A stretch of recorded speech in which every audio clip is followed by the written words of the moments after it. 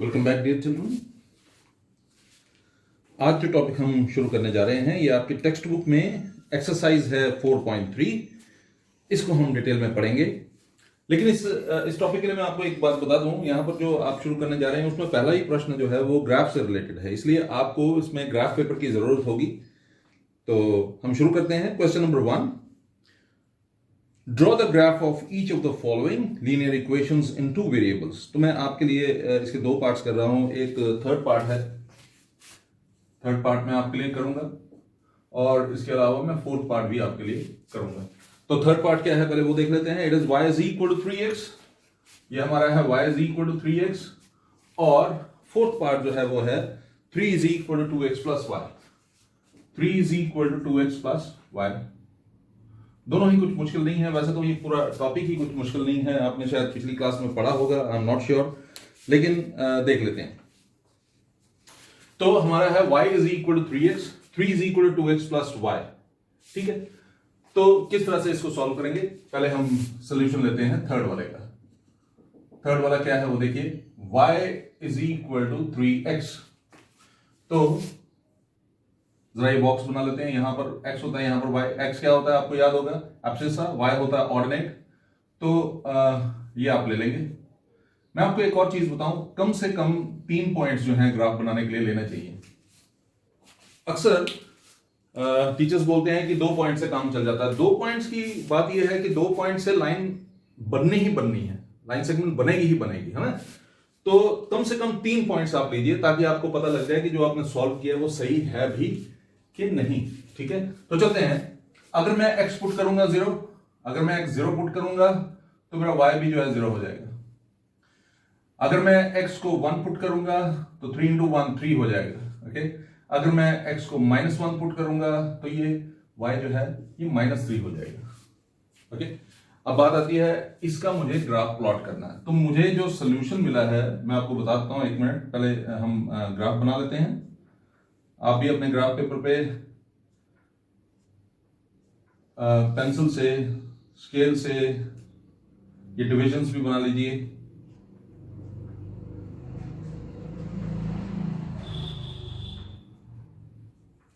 Okay, तो पहला point हमारा क्या है वो है 0 0।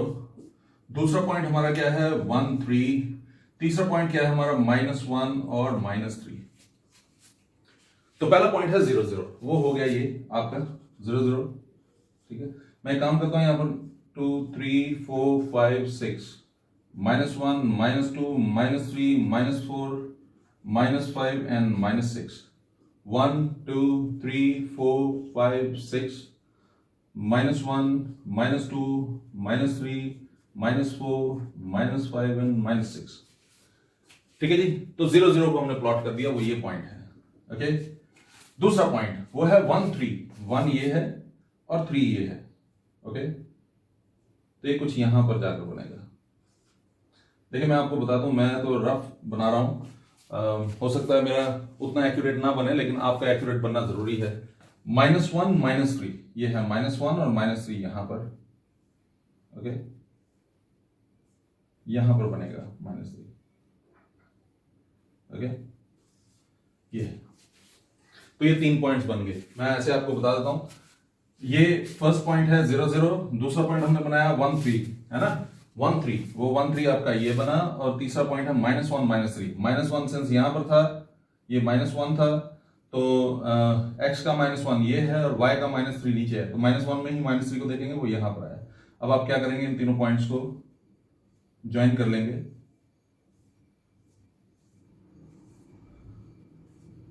ओके, ये है आपके लिए graph y is equal to 3x का।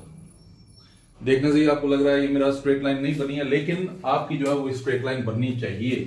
ये स्ट्रेट लाइन बननी चाहिए आपके केस में, क्योंकि आपने स्केल यूज में लाना है। ठीक है, अब हम दूसरा पार्ट लेते हैं। मैं दूसरा पार्ट भी आपको इसी के ऊपर बनाकर दिखाऊंगा। आप देखिए, दूसरा पार्ट देखते हैं।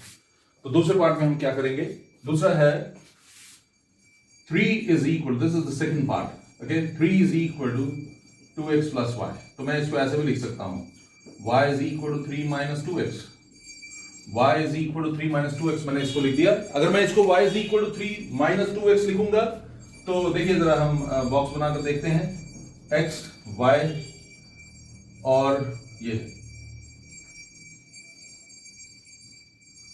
ठीक है। अब मैं x को लेता हूं 0, अगर मैं x को लूंगा 0 तो y आएगा 2 इंटू 0, ये हो जाएगा 0, 3 माइनस 0 इज 3। अगर मैं x को लूंगा 1 तो 2 1 2, 3 माइनस 2 1। अगर मैं इसको लूंगा 2 to the 4, 3 minus 4 is minus 1। अब आप में से कईयों के पास जिन्होंने पिछली क्लास में इसको अच्छे से नहीं समझा था तो उनके पास प्रश्न होगा कि सर आपने ये वैल्यूज पुट किए हैं तो क्या हम कुछ और वैल्यू पुट कर सकते हैं। तो मैं आपको बताऊं, आपको याद होगा मैंने पीछे एक क्वेश्चन करवाया था जिसमें मैंने आपको बताया था बहुत सारी वैल्यूज हम पुट कर सकते हैं। For every different value of x we are going to get a different value of y। What does that mean? That mean आप कोई भी वैल्यू x की पुट कीजिए, आपको y की एक डिफरेंट वैल्यू जो है मिलेगी। तो इसका मतलब आप जो मर्जी वैल्यू पुट कीजिए, आपके पास इस केस में जैसे मैंने आपको बनाया ये लाइन बना दी, तो यही लाइन बनने वाली है। यानी कि इस y is equal to 3x की जितनी भी वैल्यूज आप लेंगे वो सारी इस लाइन को आप एक्सटेंड करते जाइए और वो पुट होती जाएंगी, आप उनको पुट करते जा सकते हैं। ऐसे ही इस केस में होने जा रहा है। इस केस में क्या होगा जरा देखिए, x जो है 0 है और y जो है 3 है, तो ये कुछ इस तरह से इसका सोल्यूशन हो गया 0 3, दूसरा हो गया 1 1, तीसरा हो गया 2 -1। मैं आपको बताऊं एक और बात, कई टीचर्स जो हैं यहाँ पर a b c d लिखवा कर भी करते हैं। आप जरूर इसके आगे a लिखिए, b लिखिए, c लिखिए, और जब आप लिखेंगे, जैसे अगर सपोज करो मैंने यहाँ पर ये a है, ये b है, ये c है, तो आप मेंशन वहां पर कर सकते हैं कि ये a b c है, लेकिन फिर आपको यहां पर भी ये मेंशन करना होगा। अगर जैसे मैं आपको एग्जांपल देकर बताता हूं, मैं कहता हूं ये a है, ये b है, ये c है, a क्या है 0 3, तो मैं पुट करता हूं 0 3, यहां पर आ गया। ओके, दूसरा मैं ये आपके लिए मैं बना चुका हूं तो मैं इसको इरेज कर देता हूं। ओके, अब देखते हैं, पहला है a 03 है ना, 03 है, तो दूसरा है 1 1, b है 1 1। What is 1 1? डेफिनेटली ये कुछ यहां पर होगा। ओके, तीसरा 2 -1 है ना, c है 2 -1, ये a था, ये b था, और फिर है 2 -1, 2 यहां पर है और -1 ये है, तो 2 -1, ये c है, आपने मेंशन किया हुआ है कि ये c है। अब आप इसको जोड़ लीजिए, लेकिन जोड़ना काफी नहीं होता, इसको प्रोड्यूस भी करना होता है। तो जैसा कि आप देख ही रहे हैं, मेरा तो नहीं उस तरह से बन सका क्योंकि मैं तो रफ बना रहा हूं, स्केच की तरह, लेकिन आपका जो है वो सही बनना जरूरी है। तो ये है a b c, ठीक है। मेरी स्ट्रेट लाइन नहीं बनी, आपकी स्ट्रेट लाइन बननी चाहिए। और एक और बात मैं बताऊं, फिर से वही बात रिपीट कर रहा हूं, अब अगर आप जैसे मैं x पुट करूंगा, अगर यहां पर पुट कर दूंगा 5, तो हो जाएगा 5 to the 10, ठीक है जी। अगर मैं x पुट करूंगा, सपोज करिए x मैंने पुट कर दिया, y is equal to 3 - 2x है, तो मैंने x अगर x मैंने 10 पुट किया तो ये y हो जाएगा 3 - 20, and what is that? y is equal to minus में 17। तो इसका जो x आया 10 और y इज इक्वल टू -17, वो भी इसी लाइन के ऊपर कहीं पर होगा, वो भी इसी लाइन के ऊपर कहीं पर होगा, और आप बड़े आराम से उसको निकाल पाएंगे। मुझे उम्मीद है कि आपको ये टॉपिक समझ आया। क्वेश्चन था एक्सरसाइज 4.3, क्वेश्चन था draw the graph of each of the following linear equations in 2 variables. तो मैंने आपको सिखाया कि ग्राफ कैसे बनाते हैं। अब सपोज करिए यही ग्राफ आपको गिवन है और आपको बोला जाता है, मैं आपसे बोल रहा हूं कि इस ग्राफ की हेल्प से आप बेटा एक और वैल्यू निकालकर मुझे बता दीजिए। तो आप देखिए, मैं देखूंगा क्या ये वैल्यूज जो है यहां पर पुट होती हैं। तो आप जो भी वैल्यू यहां पर आप लाइन को एक्सटेंड करके चेक करके यहां से देखिए, यहां से परपेंडिकुलर प्रोड्यूस करिए, यहां पर जहां पर कट करता होगा फिर देख लीजिए y कहां पर है, तो आपको पता लग जाएगा फॉर x इक्वल टू 3 आपके पास y क्या होगा। अगर सपोज करो यहां पर आप कुछ x लेते हैं से -2, तो वो कहीं यहां पर होगा, फिर वहां पर आप देख लीजिए उसका y कहां पर होगा, तो आपको पता लग जाएगा कि और कितनी वैल्यूज जो हैं आप जो है निकाल सकते हैं। इनफाइनाइट वैल्यूज निकलेंगी, लेकिन आप बता सकेंगे कि और भी कोई वैल्यूज हैं जो जैसे मैंने आपको एक एग्जांपल दिया, जैसे x इज इक्वल टू 10 और y इज इक्वल टू -17 भी जो है इस ग्राफ का प्लॉट पार्ट होने वाली है। देख लीजिए कैसे हुआ। आपने लिखा y is equal to 3 - 2x, तो y अगर 3 - 2x है तो x को 10 पुट किया मैंने, तो y आ गया -17, यानी कि x अगर 10 होगा, y -17 होगा, वो भी इसी लाइन के ऊपर कहीं पर मौजूद होगा। इसी तरह से आप जितनी वैल्यूज x की पुट करते जाओगे उतनी वैल्यूज y की आती जाएंगी, और वो x और y की वैल्यू जो है इसी लाइन के ऊपर, ये जो लाइन आपने बनाई है, इसका एक पार्ट होगी। आई एम श्योर कि आपको ये समझ आया होगा। मैं इरेज करता हूं और आगे दूसरे प्रश्न की तरफ बढ़ते हैं। कोऑर्डिनेट ज्योमेट्री और linear equation in two variables, इनके बारे में मैं आपको बता दूं, ये आपके सिलेबस का पार्ट जरूर है, लेकिन ये बहुत छोटा पार्ट है और अगले साल इन्हीं पर बेस्ड बहुत बड़े बड़े क्वेश्चंस आपको करने हैं। खैर चलते हैं। Give the equations of two lines passing through 2 and 14। आपके पास एक लाइन है जो 2 और 14 से पास कर रही है। देखिए आपको एक गिवन है कि 2 और 14 से एक लाइन पास कर रही है। इसका क्या मतलब है? इसका मतलब है x is equal to 2 and y is equal to 14 है ना। ये एब्सिस्सा है, ये ऑर्डिनेट है, तो एब्सिस्सा 2 है और ऑर्डिनेट 14 है। ओके, क्वेश्चन देखिए। Give the equations of two lines passing through 2, 14, how many more such lines are there and why. आपको सिर्फ दो इक्वेशंस बतानी है। Okay, give the equations of two lines passing through 2, 14। लेकिन मैं आपको एक बात बताऊं, मैंने जैसा आपको बताया कि इस पहले भी बताया मैंने, इस तरह का कोई भी पॉइंट हो उससे इनफाइनाइट लाइंस जो है पास कर सकती हैं। सो इनफाइनाइट लाइंस अगर पास कर सकती हैं तो आपका क्वेश्चन देखिए। Give the equations of two lines passing through 2, 14, how many more such lines are there and why। आप मैं फिर से आपको ये बता देता हूं, x अगर 2 है, y अगर 14 है, तो ये आपको बताना था। क्वेश्चन क्या था, मैं एक बार रिपीट कर देता हूं फिर से। You have to give the equations of two lines passing through 2 and 14। 2 और 14 से पास होने वाली दो लाइंस जो हैं वो आपने बतानी है। तो मैं आपको बता दूं, मैं जैसा आपको पहले भी बता चुका हूं, ये जो लाइन है, सपोज करिए इसके यहां पर 2 और 14 मौजूद है, तो ऐसे ही बहुत सारे पॉइंट्स होंगे जो यहां पर मौजूद हैं। तो ये सारे पॉइंट्स जो इस लाइन के ऊपर मौजूद हैं, ये बेसिकली किसी एक इक्वेशन के सॉल्यूशन होंगे। ओके, तो अब जरा देखते हैं। हमारे पास क्वेश्चन ये था कि 2 और 14 से कितनी लाइन पास कर सकते हैं। तो 2 और 14 से मैं आपको बताऊं, इनफाइनाइट लाइन जो है पास कर सकती हैं। एक लाइन के ऊपर इनफाइनाइट पॉइंट्स हो सकते हैं, यानी कि इस लाइन के ऊपर आप इनफाइनाइट वैल्यूज x और y की ले सकते हैं, एक बात। और दूसरी बात यह है कि उसका रीजन क्या है, क्यों हम इसके ऊपर इनफाइनाइट वैल्यूज ले सकते हैं। क्योंकि ये लाइन है, लाइन का कोई एंड पॉइंट नहीं होता, इसको आप एक्सटेंड करते जाएंगे इन्फिनिटी तक, तो इनफाइनाइट वैल्यूज x और y की आपको पुट करते जाएंगे। वैसे ही अगर इसके ऊपर कोई भी पॉइंट है, जैसे ये पॉइंट है, ये पॉइंट है, ये पॉइंट है, कोई भी पॉइंट है, जैसे यहां 2 और 14 आपको क्वेश्चन में दिया हुआ है, तो इस पॉइंट से भी इनफाइनाइटली मेनी लाइंस जो है वो पास कर सकती हैं। तो एक पॉइंट जो होता है, आपने पॉइंट की डेफिनेशन पढ़ी, उस पॉइंट से इनफाइनाइटली मेनी लाइंस जो हैं, अगर आप एक पॉइंट लेते हैं तो उस पॉइंट से इनफाइनाइटली मेनी लाइंस आप पास कर सकते हैं। ठीक है, ये इसका सॉल्यूशन है। लेकिन क्वेश्चन कुछ इस तरह से था, give the equations of two lines passing through 2 and 14। तो मैं आपको बताऊं, आप जरा देखिए 2 + 14 क्या है। 2 + 14 है 16, यानी कि x + y is equal to 16। ये पहली इक्वेशन। अगर 2 में से 14 माइनस कर दूं तो क्या बनता है, -12। ठीक है जी, तो इसका मतलब है x - y है -12। दो इक्वेशंस आपको बोली थी, दो मैंने बना दी। और तीसरी देखिए, अगर मैं x - y अगर -12 है तो y - x क्या है, y - x है 12, y - x, तो -x + y है ना, y - x, ये 12। तो तीन इक्वेशन मैंने आपको बता दी।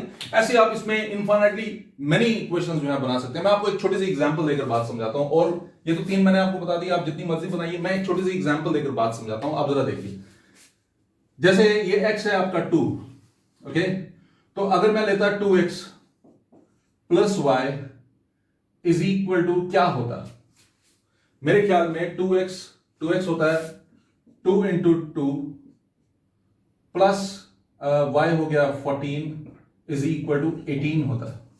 तो ये भी जो है एक आपके पास सोल्यूशन हो सकता है। लेकिन मैं फिर भी आपको बोलूं, आप सिर्फ ये क्योंकि आपको दो बोले थे, दो तो हमने कर दिए, एक हमने एक्स्ट्रा कर दिया। ये आपके लिए एक सिंपल सा तरीका है इस चीज को समझने का। मुझे पूरी उम्मीद है कि ये टॉपिक आपको समझ आया होगा। मैं थोड़ा सा आगे चलता हूं। अगला क्वेश्चन इफ द पॉइंट 3-4, एक आपके पास इक्वेशन है, क्वेश्चन नंबर 3 है ये एनसीईआरटी की टेक्स्ट, एनसीईआरटी का। 3y is equal to ax plus 7। 3y is equal to ax plus 7, और आपको बोला गया है कि एक पॉइंट है 3-4 जो इसको सेटिस्फाई करता है। ठीक है, जो इसको सेटिस्फाई कर रहा है। ठीक है जी। 3y is equal to ax plus 7 जो है वो एक इक्वेशन है, और 3 और 4 इसको सेटिस्फाई करते हैं। मतलब ये कि अगर आप x की वैल्यू 3 पुट करेंगे, y की वैल्यू 4 पुट करेंगे, तो ये लेफ्ट हैंड साइड और राइट हैंड साइड जो है ये इक्वल हो जाएंगे। ओके, तो आपको a की वैल्यू निकालनी, तो a की वैल्यू कैसे निकालेंगे? देखिए, put x is equal to 3 and y is equal to 4। क्यों? क्योंकि आपको बोला था कि 3 4 है, 3 होता है एब्सिस्सा, 4 होता है ऑर्डिनेट, यानी कि x है 3, y है 4। ये क्या हो गया? 3 into 4 is equal to a into 3 plus 7। What is that? 12 is equal to 3a plus 7. And what is that? 12 minus 7 is equal to 3a. What is that? 5 is equal to 3a, or a is equal to 5.3. This is your answer for 4. A की value निकालने के लिए ये आपका solution है। तो चलते हैं थोड़ा सा और आगे। अब जो प्रश्न हम करने जा रहे हैं ये बहुत ही इंपॉर्टेंट, इसको हम कंसीडर करते हैं। है आसान है, लेकिन ये वर्ड प्रॉब्लम है, और इसमें आपको देखिए जरा, क्वेश्चन है, ये एक वर्ड प्रॉब्लम है। This is the let me tell you, this is the fourth one of exercise 4.1. The question is the taxi fare in a city is as follows. For first kilometer the fare is Rupee 8, and for subsequent distance it is 5 per kilometer. एक शहर में taxi वाले जो हैं इस तरह से charge करते हैं। और देखिए, अगर सपोज करो एक बंदे ने यहां से A से B जाना है, और ये रास्ता है, यहां पर ये पॉइंट है X, और ये 1 किलोमीटर की दूरी पे है।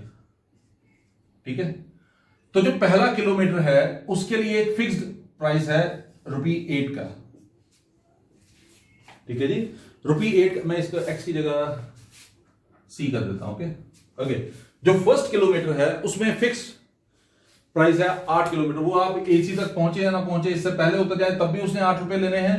C पर पहुंच गए तो ठीक है, 8 रुपए आपके पूरे हो जाएंगे। अगर उससे थोड़ा सा भी ऊपर चले गए तो 8 रुपए से ऊपर प्राइस जो है बढ़ जाएगा। ठीक है, खैर, तो देखते हैं क्या बोल रहा है। The taxi fare in a city is as follows.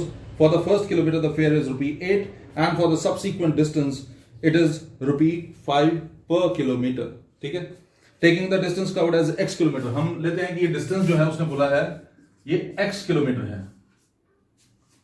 A से B का डिस्टेंस जो है x किलोमीटर। आप सोचिए, A से B का डिस्टेंस x किलोमीटर है, 1 किलोमीटर तो यहीं पर खत्म हो गया, तो बाकी कितना बचा? x minus 1 kilometre. मैं रिपीट करता हूं आपके लिए, A से B का डिस्टेंस है x किलोमीटर, 1 किलोमीटर तो इतना ही खत्म हो गया, बाकी जो बच गया वो है x माइनस 1। अब क्या बोल रहा है आप सुनिए, वो कह रहा है कि जो पहला किलोमीटर है उसके लिए तो 8 रुपए ले रहे हैं, और जो सब्सिक्वेंट डिस्टेंस है आगे बच गया जो, उसके लिए Rupee 5 पर किलोमीटर। मतलब इसके लिए वो टैक्सी ड्राइवर जो है Rupee 5 पर किलोमीटर लेगा। ठीक है जी, अब क्वेश्चन को ध्यान से देखिए। Taking the distance covered as x kilometre and total fare as Rupee y। Total fare जो है वो y है। टोटल डिस्टेंस कितना है? टोटल डिस्टेंस है x किलोमीटर, और टोटल फेयर कितना है? Rupee y। ठीक है जी, ये आपको गिवन है। कहता है right a linear equation for this information and draw its graph. अब इस इंफॉर्मेशन के लिए आपको एक लीनियर इक्वेशन जो है वो बनानी है। तो इसके लिए आपने एक लीनियर इक्वेशन बनानी है, और वो लीनियर इक्वेशन आप कैसे बनाएंगे वो देखिए। आप देखिए पहले किलोमीटर के लिए 8 रुपए खर्च हो रहे हैं, ठीक है, पहले के लिए फर्स्ट किलोमीटर के लिए 8 रुपए खर्च हो रहे हैं, और बाकी कितना बच गया x-1। अगर 1 किलोमीटर जो है वो ₹5 का है, तो x-1 किलोमीटर की क्या कीमत होगी? x-1 किलोमीटर की होगी 5 × x-1। मैं रिपीट कर देता हूं, पहला किलोमीटर जो है वो उसने बोला कि 8 रुपए की है, ठीक है। आगे जितना भी डिस्टेंस बचा है उसमें हर किलोमीटर का, मतलब हर 1 किलोमीटर के 5 रुपीज लगते हैं, सी से बी का, ओके। सी से बी में जितने भी किलोमीटर है, मतलब x-1 किलोमीटर है टोटल, लेकिन सी से बी का जो चार्जेस हैं वो 1 किलोमीटर का है ₹5। ए से सी का 1 किलोमीटर का चार्ज है 8 रुपए, वो फिक्स है, वो हमने 8 रुपए ले लिया, ठीक है।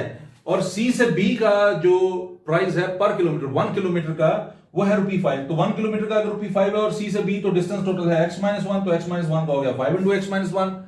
तो अब टोटल फेयर क्या होना चाहिए? ₹8 प्लस 5 × x-1 प्लस 5 × x-1। लेकिन वो तो कह रहे हैं कि टोटल फेयर जो है ₹y है, तो इसका मतलब है according to question total fare y is equal to 8 plus 5x minus 1।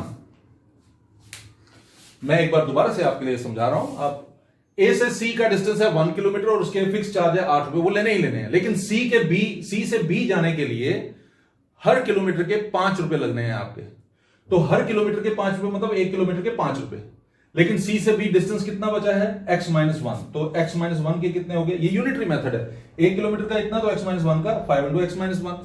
तो टोटल चार्जेस क्या हो जाएंगे? 5 × x-1 प्लस ₹8। तो वही हमने किया 8 प्लस 5 × x-1, लेकिन वो टोटल चार्जेस कह रहा है, टोटल फेयर कह रहा है ₹y। तो जरा देखिए y is equal to 8 plus 5x minus 5, what is that? y is equal to 5x plus 3। और अब इतना, ये भी एक इक्वेशन है, ओके। आप इतना भी छोड़ सकते हैं, नहीं छोड़ना चाहते तो आप इसको ऐसे भी लिख सकते हैं 5x minus y is equal to -3। पर मेरे ख्याल में यहां तक का आपका आंसर काफी है, this is more than sufficient. आप इतना भी छोड़ सकते हैं इसको, ओके, आप इतना भी छोड़ सकते हैं, ये इक्वेशन आपकी बन गई है। लेकिन कई लोग कहते हैं नहीं भाई कांस्टेंट एक तरफ और वो एक तरफ, ऐसा भी करना होता तो इतना कोई इशू नहीं, आप ऐसे भी लिख सकते हैं। लिखने वाले इसको ऐसे भी लिखते हैं, आप जैसे मर्जी इसको बढ़ाते जाइए तो वो उससे कोई फर्क नहीं पड़ने वाला, वो ऐसे भी लिख सकते हैं, या एक्स को इधर रख के बाकी को जैसे मर्जी आप लिखिए, ठीक है। लेकिन ये आपका आंसर काफी है, this is more than sufficient, ठीक है, दिस इज सफिशिएंट, यही आपका आंसर काफी है। लेकिन क्वेश्चन इतना काफी नहीं था। क्वेश्चन में आपको बोला गया है you have to draw its graph too, आपको इसका ग्राफ भी जो है वो बनाना है, आपको इसका ग्राफ भी जो है वो तैयार करना है, बनाना है। तो अगर आपको इसका ग्राफ बनाना है, मैं देख रहा था ये स्क्रीन में ये नहीं आया तो मैं इसको थोड़ा सा ऊपर करके लिख देता हूं, ओके।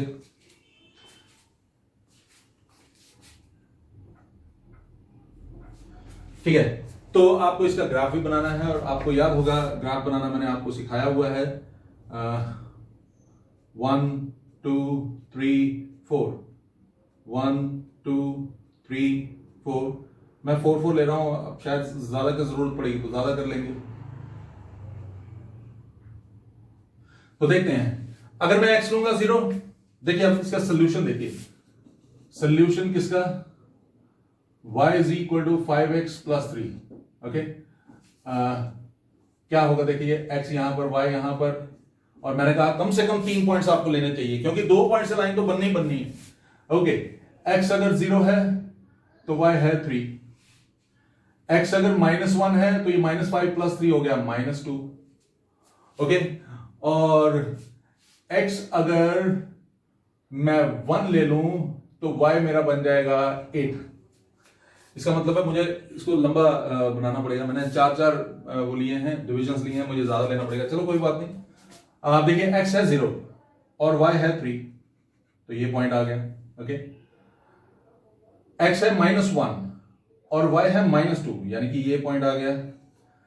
x है 1 और y है 8, तो मुझे ऊपर लेना पड़ेगा 1, 2,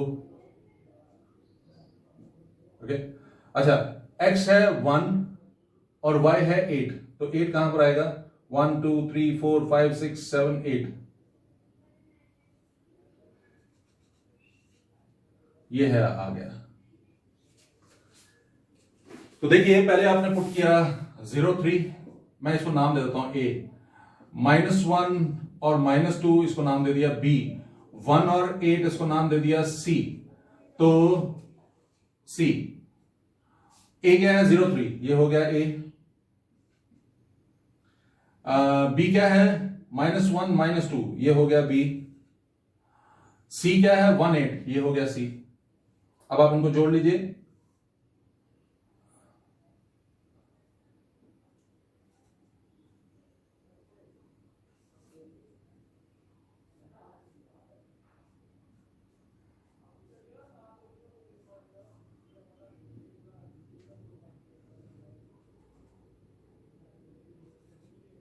अब मैंने क्या किया, इसको जोड़ लिया।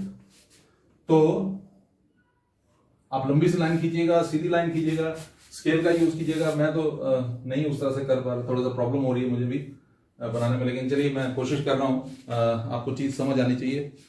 तो ये इस तरह से आप इसका ग्राफ जो है वो बना पाएंगे। अभी अभी जो हमने क्वेश्चन किया, ये क्वेश्चन नंबर 4 है। क्वेश्चन नंबर 4 का ये सोल्यूशन पार्ट है, जिसमें आपने इक्वेशन बनानी, मैंने आपको बताया था इतना ही इक्वेशन काफी है। फिर इस इक्वेशन की हेल्प से आपने ग्राफ ड्रॉ करना है, तो उसके लिए मैंने ये बॉक्स बनाया।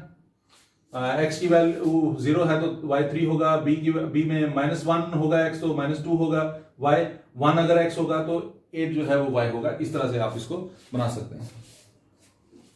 तो सबसे पहले आपने इक्वेशन बनाई और फिर उसके ऊपर ग्राफ बनाया। अब मैं थोड़ा सा आगे चलता हूं।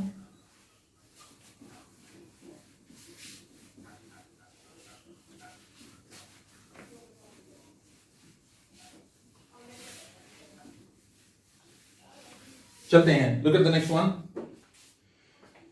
तो इसका नेक्स्ट क्वेश्चन जो है, 5th क्वेश्चन जो है वो आप खुद करेंगे। इसमें क्या क्वेश्चन है? From the choices given below choose the equation whose graph are given in figure 4.6। आपको कुछ इक्वेशंस दी हुई हैं और आपको बताना नीचे ग्राफ जो है वो किस इक्वेशन को रिप्रेजेंट कर रहे हैं, आप खुद करेंगे। क्वेश्चन नंबर 6 देखते हैं। Question number 6, if the work done bye a body on application of a constant force is directly proportional to the distance traveled by the body। मतलब क्या है कि आपको यहां पर बताया है जो वर्क डन होता है, फिजिक्स में भी आपने पढ़ा होगा, वो डायरेक्टली प्रोपोर्शनल है डिस्टेंस कवर्ड के।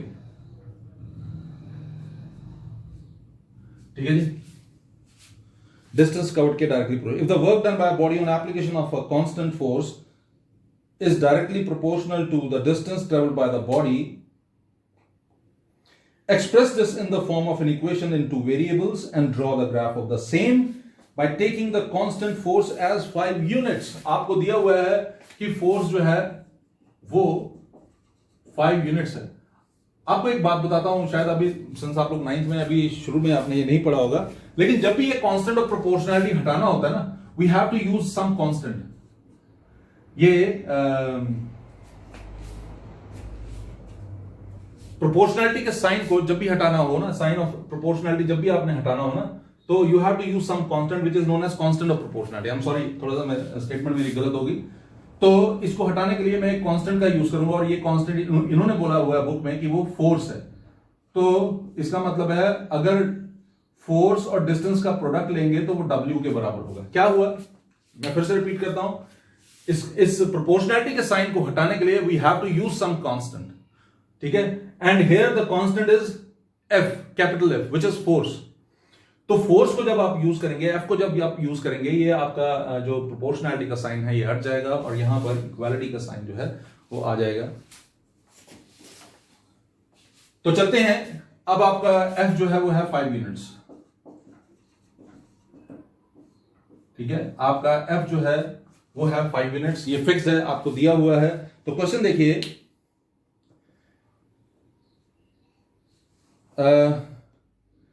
draw the graph of the same by taking the constant force as 5 units। आपको 5 यूनिट्स लेकर एक ग्राफ जो है इसका ड्रॉ करना है, और एक और चीज बताई है, also read from the graph the work done from the distance travelled by the body is 2 units and 0 units. खैर इसके बारे में बाद में बात करते हैं, पहले आपको क्या करना है, आपको एक ग्राफ बनाना है W is equal to F D के लिए। तो W is equal to F D अगर आपने लिया और F आपको लेना है 5, तो क्या हो जाएगा, W is equal to 5D। ठीक है जी। अब आपको बताया नहीं है कि आपको X क्या लेना है और आपको Y क्या लेना है, तो मैं एक काम करता हूं, हम लेट करते हैं कि W जो है वो X है और D जो है वो Y है, तो X इज इक्वल टू आपका 5Y हो गया। ओके, आपने X is equal to 5Y ले लिया। तो अब आपको इसका ग्राफ बनाना है। ग्राफ बनाने के लिए सबसे पहले आप क्या करेंगे, X यहां पर, Y यहां पर, तो X की Y की वैल्यू अगर मैं 0 लूंगा तो X की वैल्यू 0 हो जाएगी, Y की वैल्यू 1 लूंगा तो X की वैल्यू 5 हो जाएगी, Y की वैल्यू अगर मैं -1 लूंगा तो ये -5 हो जाएगा। देख लीजिए, तो अगर आपके पास Y 0 है तो X भी 0 है, क्योंकि 5 × 0 0 होता है। अगर आपके पास Y 1 है तो 5 × 1 5, X 5 हो जाएगा। अगर आपके पास Y -1 है तो X आपका -5 हो जाएगा। अब आपने इसका ग्राफ बनाना है, तो जरा देखिए ग्राफ आपको कैसे बनाना है, वो आपको याद होगा, मैंने आपको सिखाया हुआ है, आप जरूर उसके बारे में, मैं 2 3 4 5 6 1 2 3 4 5 6 1 2 3 4 5 6। सो व्हाट इज दिस, 0 0, पहला पॉइंट है 0 0। ठीक है जी, 0 0 है हमारा पहला पॉइंट। दूसरा पॉइंट क्या है, 5 और 1। 5 कहां पर है जी, 1 2 3 4 5 और 1 वो यहां पर कहीं पर आएगा। ओके, ठीक है जी। उसके बाद है -5 -1, -5 1 2 3 4 5 एंड -1 यहां। अब आपने क्या करना है, इनको जोड़ लेना है, लाइन बनानी है ना, तो इसको जोड़ना पड़ेगा आपको। आपने स्ट्रेट लाइन बनानी है, मेरी तरह स्केच नहीं बनाना है, आपने सीधी एक स्केल रखना है, इस पॉइंट को इस पॉइंट को इस पॉइंट को जोड़कर आपने एक लाइन बना देनी है। ओके, ये है ग्राफ।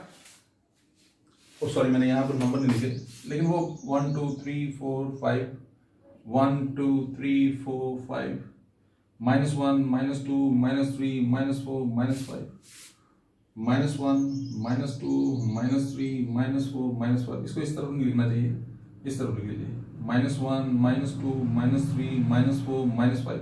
ओके, ये आपके पास ग्राफ जो है बन गया। अब क्वेश्चन ये नहीं था, क्वेश्चन था also read from the graph the work done when the distance traveled by the body is 2 units। जब distance 2 units होगा, distance 2 units का मतलब क्या है, y वाला पार्ट 2 units है ना, तो y वाला पार्ट अगर 2 यूनिट होगा तो देखते हैं y 2 यूनिट होगा तो यहां पर, ओके, ये वाला पॉइंट है 2, तो कहता है वर्क डन कितना होगा। तो उसके लिए आपको क्या करना है, आप यहां से एक परपेंडिकुलर ड्रॉ कर लेंगे, ऐसे करके एक लाइन ड्रॉ करेंगे जो एक्स एक्सिस के पैरेलल होगा, और ये लाइन जो है उसको यहां पर कट कर रही होगी इस पॉइंट पर।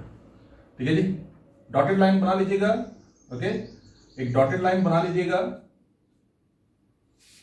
मैं फिर से रिपीट करता हूं, उसने क्वेश्चन में पूछा है आपसे क्वेश्चन में पूछा गया है also read from the graph the work done when the distance travelled by the body is 2 units. Distance जो है, अगर डिस्टेंस 2 यूनिट्स है तो ग्राफ की हेल्प से बताइए वर्क डन क्या होगा। तो वैसे तो मैं आपको बता दूं, आप सीधे भी बता सकते हो, डिस्टेंस 2 यूनिट्स, अगर डिस्टेंस 2 यूनिट्स है तो वर्क डन होगा 5 to the 10।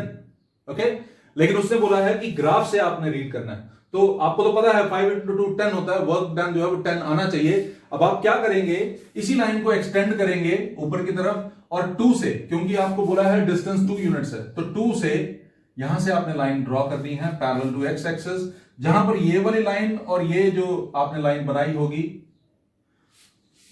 जो y एक्सिस पर परपेंडिकुलर होगी, या आप ऐसे बोलेंगे x एक्सिस के पैरेलल होगी, जैसे भी आपने लेना है। तो ये लाइन मैंने x एक्सिस के पैरेलल बनाई है। कुछ लोग ये भी बोलेंगे कि ये लाइन जो है y एक्सिस पर परपेंडिकुलर है, जैसे मर्जी आप लीजिए, उससे कोई फर्क नहीं पड़ने वाला।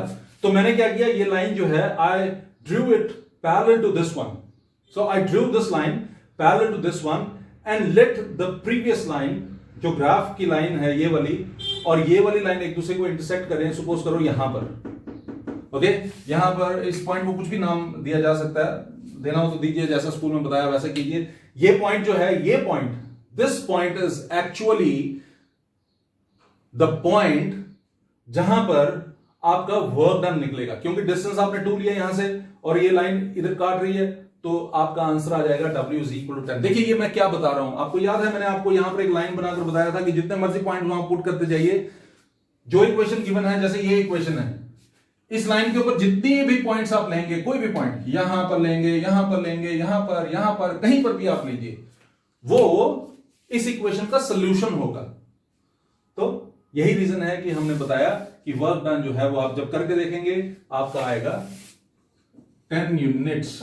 ये फर्स्ट पार्ट था, और सेकंड पार्ट में आपको बोला है डिस्टेंस है 0। अगर डिस्टेंस 0 है तो 5 इंटू 0 0, तो W हो गया 0, यानी कि अगर आप लिखेंगे y 0 है तो x हो गया 0, तो इसका मतलब है आपके पास ये वाला पॉइंट जो है वो आने वाला है। ट्राई कीजिएगा ये सेकंड पार्ट खुद, फर्स्ट पार्ट मैंने आपको समझा दिया। मुझे पूरी उम्मीद है कि ये टॉपिक आपको अच्छे से समझ आ गया होगा।